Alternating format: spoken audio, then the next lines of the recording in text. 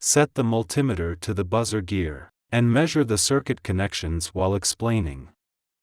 After the 14 volts input from the PSU is filtered by the capacitor here, 2 voltages will be output. The first one will reach the 2 diodes for rectification, and then output voltage from their negative poles to the 2 capacitors for filtering.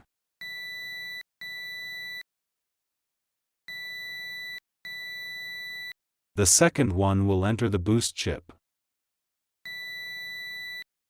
When it starts to work, it will release a pulse voltage to charge the inductor.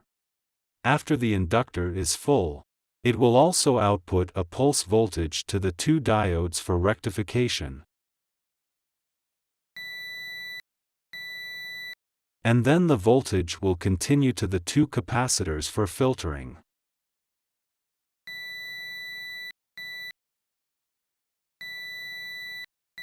Finally, the 2 voltages are superimposed, and 17 volts is output from the capacitors.